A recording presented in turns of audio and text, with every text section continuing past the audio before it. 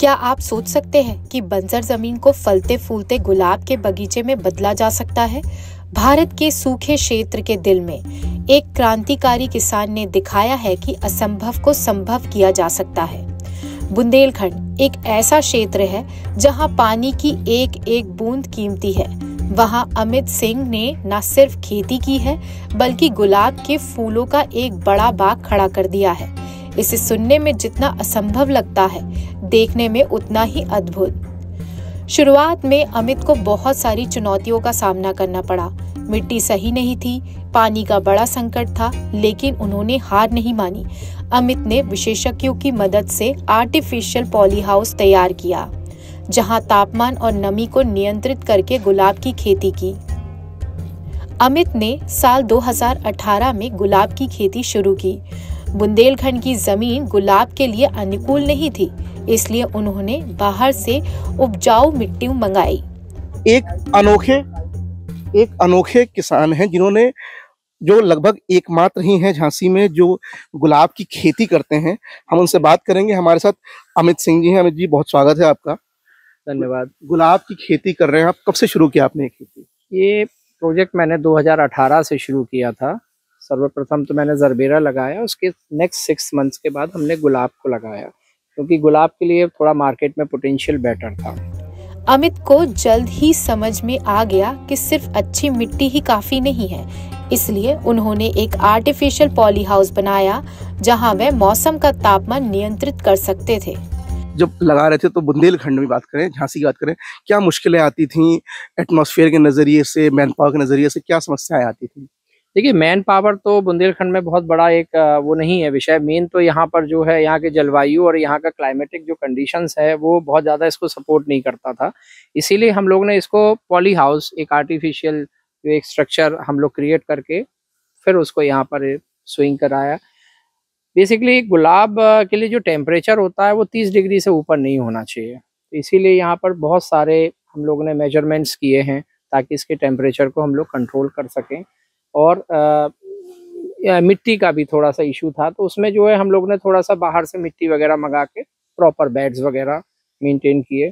और एक चैलेंज था, देखिए होता क्या है, हर चीज़ हर जगह तो नहीं हो जा सकती है, लेकिन एक थोड़ा सा R&D करके और एक चैलेंज लेके आप कोई भी काम को कर सकते हैं। और मैं तो बड़े अच्छे से इसको 6 साल हो रहे हैं मेरे को। जब बाजार में गुलाब की मांग में कमी आने लगी, तब अमित ने नई रणनीति अपनाई। उन्होंने देश भर में शादियों और अन्य कार्यक्रम के लिए गुलाब भेजना शुरू किए।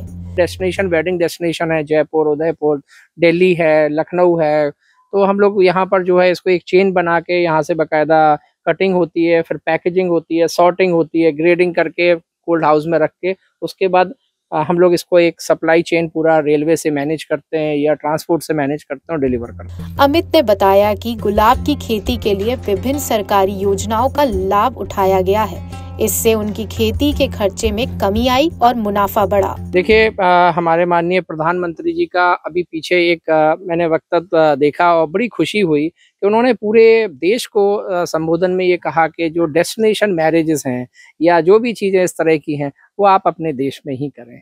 तो इससे जो है बहुत बढ़ावा होता है, क्योंकि क्या होता है कि इस तरह की जो चीज़ें हैं हमारे, ये ज़्यादातर इवेंट्स में ही जाती हैं, समारोह में ही जाती हैं मेनली।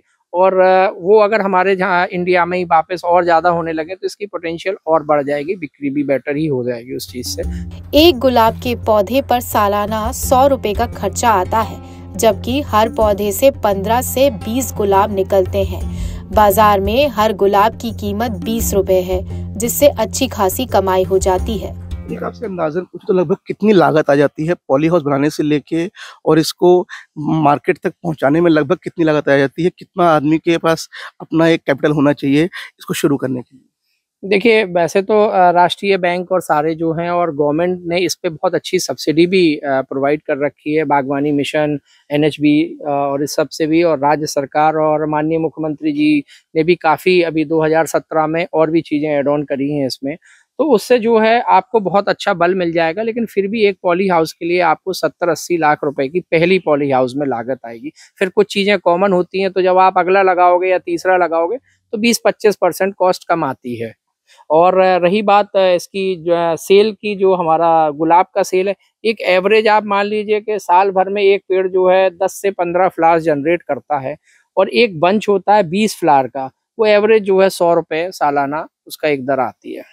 हमने सुना किस प्रकार से बुंदेलखंड में और झांसी में इकलौते हैं अमित सिंह जो ये काम कर रहे हैं और गुलाब की खेती कर रहे हैं और पूरे काम कर रहे हैं और उसे बाकी पूरी जगहों पर लेके जा रहे हैं, देश विदेश में इसको एक्सपोर्ट करते हैं। लोकेटिंग के लिए झांसी से शाश्वत सिंह की रिपोर्ट।